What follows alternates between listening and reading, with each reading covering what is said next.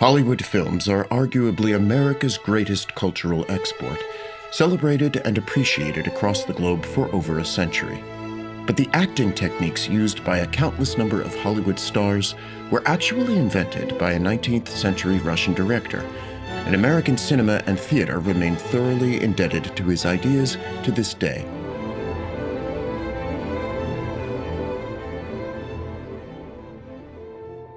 Konstantin Sergeyevich Stanislavsky was born on January 17, 1863, to one of the richest families in Russia. At birth, his name was actually Konstantin Alexeyev, but he adopted the stage name Stanislavski in 1884 in order to keep his theatrical activities secret from his disapproving parents. Stanislavski performed and directed as an amateur until the age of 33. But his career and the trajectory of world drama itself would change significantly in 1897 when he met Vladimir Nemirovich Danchenko. Nemirovich was a successful playwright, director, and teacher. On July 4, 1897, he and Stanislavski had a now legendary 18-hour conversation about the artistic purpose of the theater.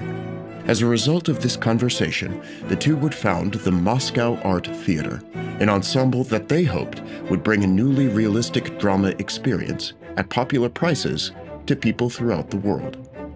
The task of our generation, Stanislavski wrote, is to liberate art from outmoded tradition, from tired cliché, and to give greater freedom to imagination and creative ability.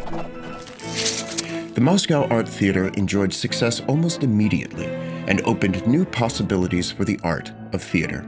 Stanislavski directed the premieres of works by Gorky, Tolstoy, and Chekhov, and Russian writer Konstantin Ruditsky has written that Stanislavski's production of Chekhov's The Seagull was one of the greatest events in the history of Russian theater and one of the greatest new developments in the history of world drama. The Moscow Art Theater undertook its first European tour in 1906. Though an unqualified success, this tour led to a crisis in Stanislavski's professional life.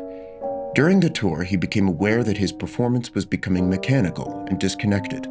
Distraught at his inability to fully inhabit the characters he was playing, he created a new way of acting that would change the face of world theater. He called it the system. Stanislavski's system was a series of techniques to help an actor feel the inner life of her character and to have inspiration on demand. The system revolved around physical relaxation, concentration, and attention. Stanislavski wanted actors to be present in the moment and to be able to ignore the audience. Every character has a problem, Stanislavski felt, and that problem motivates their action. The actor must find that motivation in order to fully realize the character. An important part of the system was effective memory, the idea that the mind remembers emotions, and actors need to tap into those memories in order to evoke the emotion in question. By digging into actual events in one's own life, the actor could relive those emotions and use them on stage. Stanislavski didn't want actors to portray their role. He wanted them to actually experience it. Every performance, every night. After the revolution of 1917, the Moscow Art Theater found itself in financial difficulty. Stanislavski decided to tour the U.S. in hopes of generating income, and on January 4, 1923, the ensemble arrived in New York. American audiences had never experienced such naturalistic acting, and the company was rapturously received. One young actor who saw the Moscow Art Theater perform on that tour would become instrumental in bringing Stanislavski's ideas to Broadway and Hollywood. His name was Lee Strasberg. Strasberg was born in what is now Ukraine in 1901 and had emigrated to the U.S. as a young man. In 1931, he founded the Group Theater, which was based on the Moscow Art Theater in general, and Stanislavski's system in particular. In the 1940s, many actors from the Group Theater would move to Hollywood in search of work, bringing Stanislavski's ideas, now known as the method, to the movies. The most successful and influential of these actors was Marlon Brando. Brando had studied under Stella Adler, who had actually met Stanislavski in Paris and studied with him, as well as being another member of the group theater. In films such as On the Waterfront and A Streetcar Named Desire, Brando brought the new style to a worldwide audience, changing the practice of acting forever.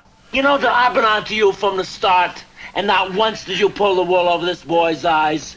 You come in here and you sprinkle a place with powder and you spray perfume and you stick a paper lantern over the light bulb, and lo and behold, the place is turning to Egypt, and you are the queen of the Nile, sitting on your throne, swilling down my liquor, and you know what I say? Ha ha! Both of these films were directed by Elia Kazan, yet another member of the group theater, who himself created the Actors Studio, an organization that helped working actors improve their skills.